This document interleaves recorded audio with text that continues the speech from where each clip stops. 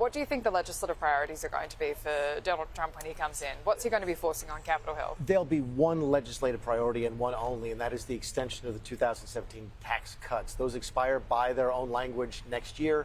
They are called the Trump tax cuts. They are part of his legacy. That will be priorities 1, 2, and 3 from the legislative standpoint. In our system, that means he has to work with that building right there. But there'll be other things he'll be doing at the same time through what I call the executive agenda, things he can do through his own cabinet secretaries and agencies and so forth. That will be, he'll be dealing with immigration, he'll be addressing the issue of tariffs, and then also addressing the issue of deregulating, with this government efficiency thing that he's talked about with Elon Musk. So one legislative priority, but 3 things on the executive side as well.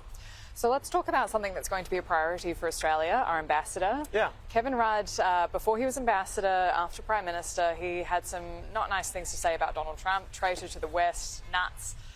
Is this going to be an issue with the US-Australia relationship if he stays in the role? Yes, but you're never all the way in with Trump. You're never all the way out. Folks have said nasty things about him since he's been in politics. I said nasty things about him. I ended up being his chief of staff. J.D. Vance said nasty things about him. He's now the vice president-elect. It's not an insurmountable hurdle, but it needs to be addressed. It's human nature. If I had said something nasty about you yesterday and you heard about it, we should probably clear the air on it before we start moving forward with this interview. That's just normal, and I think the Australian government will be well served to start to try and lay the foundation for doing that. How do you do that? Do you apologize? Do you say, I was wrong? Is there any way to get around it without admitting you were wrong? Because that's what J.D. Vance did. He had to grovel, and he said, I was completely wrong. I'm a Trumper now, 100%, and he's the VP. Yeah. So I take that point, but you don't just magically get there. You don't. I'm not going to. I don't know if I can give a description of the exact proper way to do it, but there is something that needs to be real and needs to be sincere. Mr. President, I'm sorry. I said this, et cetera. I thought this, et cetera. That's what I said. Is, Mr. President, I said this about you the night of the Access Hollywood tapes, which is the one that came as he was going to grab the woman by the unmentionables. And he's like, oh, okay, yeah, that makes sense. He understood why I reacted the way that I did. He's a normal human being, so it'd be well served to treat him as such. So the other thing that people say when we discuss this issue is they'll say, Trump's got so many things on his mind. The last thing he's thinking about is Australia. He's not even going to know about this. It's going to come up, right? It's already come up, I'm sure. So, yeah. And you and I were talking off the air, and I was a little surprised to see the Albanese government has not reached out yet to call him. They would be well served to do so. It's the courteous thing to do. It's the traditional thing to do in this country. So the fact that it hasn't happened yet probably is making things worse and not better.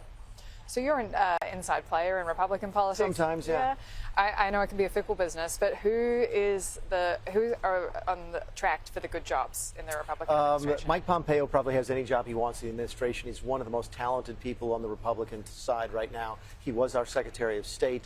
Rumor is he might be interested in Secretary of Defense. I'd love to see him there. If he wants to come back into government, he will. A gentleman named Jay Clayton, also very, very talented. He was the head of our Securities Exchange Commission. They handle the publicly traded companies in Wall Street and so forth. Very talented. He's on the short list, I think, for Treasury, as is Bob Lighthizer, our U.S. Trade Representative, another eminently qualified person. Senator Bob Haggerty Bill Haggerty from Tennessee. You may remember him. He was our ambassador to Japan, very, very highly regarded.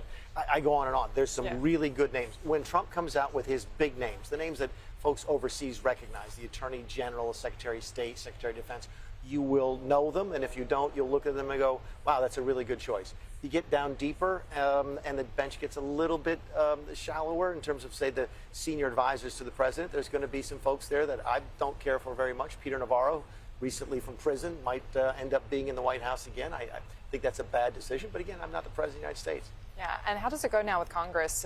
So it's looking like 53 Republican control of the Senate. Does that make confirmations easier? The Senate does, absolutely. There's no question about it. There'll still be senators who are looking for their pound of flesh, and they use it as leverage and so forth. On judges, it will be easier, and confirmations, it will be easier. Legislation is going to be a bear, because whatever happens in that building across the street on the House side is going to be very, very close. It looks like the Republicans might maintain their majority, but with an even narrower margin than they had last time. So if you thought it was hard passing law last year, it's going to be even tougher next year. And what about, would you go back for Chief of Staff? No. Listen, it was the greatest experience of my life that I never want to experience again. I bet. It's a tough job. It's a young man's job, and I'm getting too old for that now. So I will look forward to seeing who he taps for that position. It's a very important position.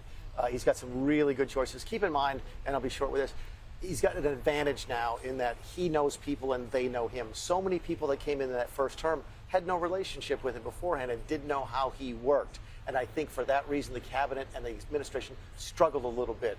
They're not going to make that same mistake again.